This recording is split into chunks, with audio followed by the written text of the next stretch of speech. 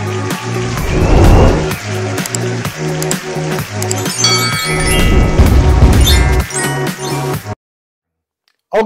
ang aming ribs ay nasa loob ng oven. It's been an hour and a half na ba? Alam niyo, ang dami naghihintay ng ribs namin. Yung mga Isa tao, na ako doon. Yung mga tao nandito na sa dining table namin. So anyway, ito ang gusto ko ipakita sa inyo. Dahil itong barbecue sauce, itong, kumbaga, main ng barbecue ng Amerika. Gusto ko ipakita sa inyo yung barbecue sauce ko na for so many years ang ginagamit ko. Lahat ng ingredients available sa Pinas. Once na nagawa nyo itong ganitong barbecue sauce, ang daming pwedeng paggamitan. Ako, kahit sa fishbowl, ginagamit ko. Pork chop, ginagamit ko. Ang sarap. Ito ang typical na, no? Ito lang ang marikado nito. Nilagay ko na 2 cups of ketchup. Regular na ketchup. Huwag muna ng banana ketchup. Like yung mga Del Monte, yung mga tomato ketchup. Yan ang kailangan natin para medyo malapit tayo sa American barbecue sauce. So ngayon, ito pwede nating sindihan na ng mahina habang hinahalo natin. Sindihan natin. 2 cups of ketchup. Ito na aking panghalo. Ngayon nagsusukat na ako. Ito ay brown sugar. Half cup. Half cup. Hindi pa 1 cup. Kung matamis kayong kumain, pwede yung dagdagan. Pero itong half cup na brown sugar, kasadong-kasado to. Okay, medyo haluin natin ng konti. Ito, i-recreate nyo ito. Gayahin nyo. Ito yung masarap po na American barbecue sauce. Half cup. Sabi nila, apple cider. Ito yung dato puti. Pwede naman. Pwede. Okay. Half cup. Para po yan sa acidity. Kasi ang base natin is tomato base, yung ketchup. Para sa acidity, yun ang ilalagay natin, yung vinegar para magkaroon ng acidity. Ayan, halo ulit. Lalapot siya, di ba? Medyo lalapot yan. Pag gusto niyo ng wag gaano malapot, ito ay half cup na water.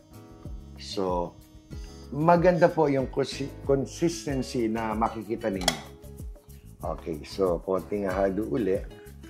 Medyo bukas ho yung aking apoy na mahina dahil ayoko namang maunahang masunog o kumulo. Ayan na.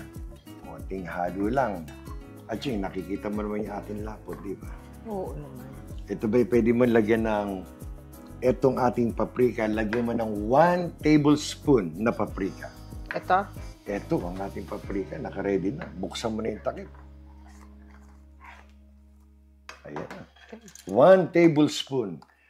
Ito pong ating kakanin queen. Siya po ngayon na gumagawa ng Assistant ako ngayon.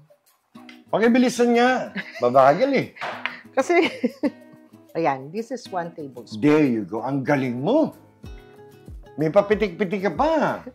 O, sundan mo na agad ng itong, cayenne. Gaano karami gusto mo? 1 tablespoon para habang kumakain sila ng barbecue, medyo sumisipol-sipol. Alam niyo, bumabago na agad. Ang bango. Teka, yan ba yung cayenne or ano? Cayenne. Naku po! Ayan. Lagay mo lahat yan. Ayos yan. Huwag mo lalagyan yung mga kakanin mo ng cayenne pepper, ha?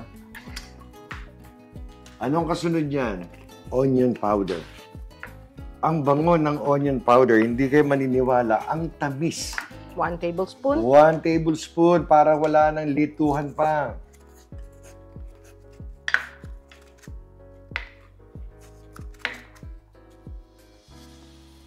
Ayan. Ito may papatik-patik pa. Siyempre. Ano susunod natin? Garlic powder, 1 tablespoon na naman. Garlic salt. Garlic salt pala, garlic salt. Yan. At Cheng, yung garlic natin ba? Garlic powder. Oo naman. 1 tablespoon again. Ayun na. Alam niyo, nakakaminaw namin yun. Ay, black pepper. Black pepper, 1 tablespoon again. Ito, wala nang lito-lito. Ito si Aching, meron pang 2 1/4 cup. So, Aching, black pepper naman. Okay, Kailangan okay. natin. 1 tablespoon din. Ayan. Malapit na mag-bubbles eh. Malapit ng kumulo. Oo. Lumapit na. Okay. Normally, ang nilalagay nila, molasses. Mm. Diyos ko po, problemahin pa ba natin sa molasses? Kung kayo may molasses, go ahead. Pero yung brown sugar natin, pwede na pamalit yun. Okay, ngayon, eto na. Meron na tayong acidity, meron tayong sweetness, kailangan ng tanginess. Mm-hmm. Kailangan natin ng Worcestershire sauce or Leopardi. Ano ba? Anong tawag yan? Worcestershire. Worcestershire. Oh. Gano'n karami gusto mo? 1 tablespoon para very yung tanginess ng ano. Ayun. Ang galing ng aking ano. Makakabawi-bawi ngayon ako dito eh. Ngayon, pag kayo talaga gusto niyo yung medyo Pinoy style ano, gawin niyo yung tomato ketchup, gawin yung banana ketchup. Biglang mako-convert to into Pinoy ano. Kasi alam niya may ating banana ketchup. Ito, once nakita nyo na medyo nag-boil na, lahat yan, nag-incorporate na, done na ho. Tulad nito. Bilis, di ba? Papatayin ko na ho. Done. So, haluin nyo lang ho. Ang bango po. Ang bango-bango. Ito yung mamahaling barbecue sauce na nabibili sa atin. Yep. Na nasa bote. Ito, pwede nyo gayahin. So ngayon, eto, sabi ko nga sa inyo, pag naitabi nyo to, mapa-fishball, ginagamit ko to sa pork chop, liempong perito. Ang sarap. So yan na po, napakita namin sa inyo. Patikman natin kay Acheng Biblia. Dagang titikman ko. Mapali. Mapali. Mapali.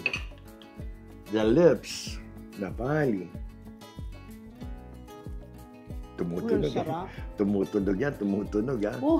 Ang sarap. Ako naman. Gusto ko yung anghang niya.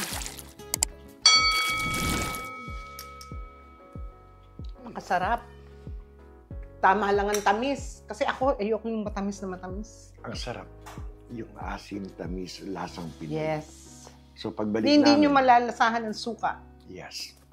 Pagbalik namin, halos done na yung ribs. Checkin natin, then i-apply natin to. Then ibobroil natin, pakikita namin sa inyo.